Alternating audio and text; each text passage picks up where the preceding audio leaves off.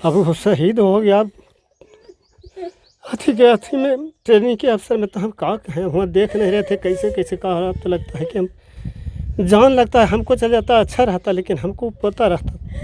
देश के सेवा के लिए हमारे सब में पूरे परिवार है जो उसके लिए कुर्बान होने के तैयार है। और देश के सेवा ही में मेरा जो भी है, जो देश के सेवा के चलते है, जो बच्चा भी गया था, अभी और एक पोता है, वो भी मैंने जाने के लिए कि भाई ऐसा हो गया, लेकिन मैं देश की सेवा करने के लिए तैयार हूँ। मैं भी जाऊँगा। इस वक्त मैं शहीद जयप्रकाश उर्फ राजा के घर पर हूँ। आज से कुछ दिन पहले वह ट्रेनिंग के दौरान उनकी मृत्यु हो गई और वो शहीद हो गए। अभी मैं उन्हीं के घर पर हूँ। उनके दादाजी हैं और कल उनका डेड बॉडी आया था और अंतिम विदाई दी गई।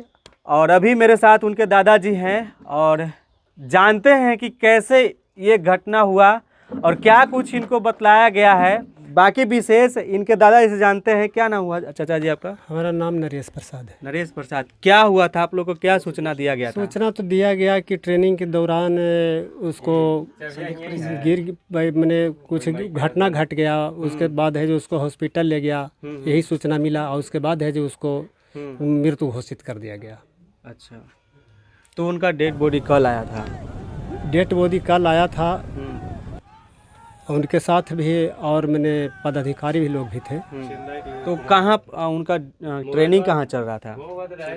ट्रेनिंग चेन्नई में चल रहा था। चेन्नई में? हाँ। अच्छा, तो क्या कुछ आप लोग का बताया गया कि ये कैसे हुआ? वो लोग का क्या कहना है जो पदाधिकारी थे? पदाधिकारी लोग तो कहें कि भाई इसके बारे में जो होगा, हम लोग तो मैंने किए कि भाई कैसे ही घटना हुआ, और जो अगर घटना हो गया है तो हम लोग के कुछ जो मिलता है सरकारी, जो मिलता है सरकार के तरफ से, वो मिलना चाहिए। जैसा उसमें है कि अभी कुछ मिला है कि नहीं? अभी मिला है 25,000 रुपया मिला है। दाह संस्कार के लिए 25,000 रुपया मिला है। बाकी उसके बाद कोई मैंने अथी नहीं मिला है। अभी आश्वासन दिए हैं कि आपको मिलेगा, लेकिन बिहार सरकार को उसको कुछ नहीं है। बिहार सरकार इस पर कोई एक्शन नहीं है। बिहार सरकार कोई एक्शन नहीं लिया। देश सेवा के लिए ही मैंने पोता मेरा था, पोता देश सेवा के लिए ही मैंने गया था और उसका ऐसा घटना घट गया। अब यही है कि हम लोग गरीब आदमी हैं, कुछ सरकार से जो राशि मिलता है हम लोग को प्रदान किया जाए। उसको भाई के अनुकंपा पर मैंने अनुकंपा के आधार पर उसको सर्विस दिया जाए, उसको माता के पेंशन दिया जाए। जो मिलना चाहिए उसको, जो होता है शहीद को मिलना चाहिए। तो एक सवाल और है चाचा जी आपसे कि जब वो आए थे, उनका पार्थिव शरीर आया था यहाँ पर, तो कोई नेता लोग, स्थानीय जो नेता लोग हैं, विधायक हो गए, एमपी हो गए, वो लोग आए थे कि नहीं आए थे? जहानाबाद के विधायक सुदय यादव जी आए थे। घोसी के विधायक श्री रामबली सिंह यादव आए थे। मुखिया सरपंच सभी लोग आए थे। एमपी साहब आए थे कि नहीं? एमपी साहब नहीं आए थे। अच्छा। और भी सुने थे कि कुछ पदाधिकारी लोग आने वाले हैं, लेकिन कोई और नहीं आए। उनको सूचना दिया गया था कि नहीं? सूचना दिया गया, उसके बाद भी नहीं आए।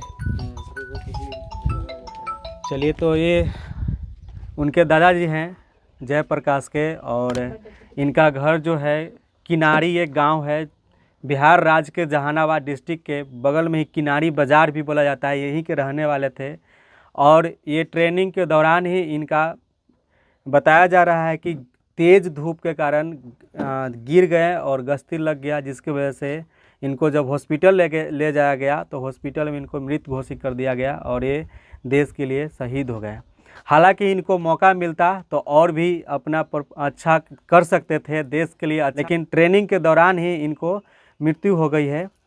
और अभी उनके परिजन से हम बातचीत कर रहे थे और इनकी मांग है कि इनके जो पोता जयप्रकाश उर्फ राजा बाबू नाम है, ये तो शहीद हो गए अपने देश के लिए ट्रेनिंग के दौरान ही, लेकिन जो CISF की तरफ से या जो भी विभाग की तरफ से भी शहीद का फैसिलिटीज़ मिलता है, मिलना चाहिए। और मैं यही मांग करूंगा सरकार से कि सारे चीज़ें जो है इनको मिलना चाहिए। और अभी इनसे बातचीत कर रहे थे।